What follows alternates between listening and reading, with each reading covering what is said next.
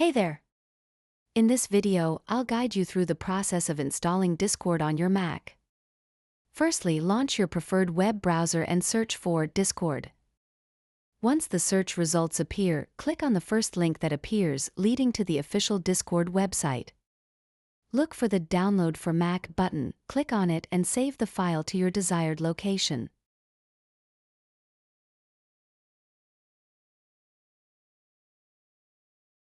After downloading, locate the file. It should be named discord.dmg. Double-click on it to open.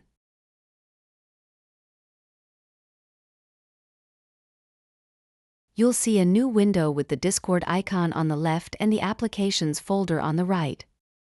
Simply drag and drop the Discord icon into the Applications folder. Now close the Discord window.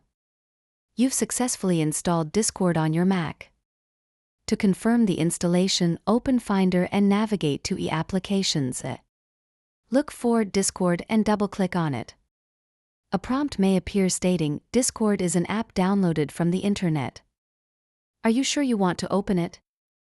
Click on Open it.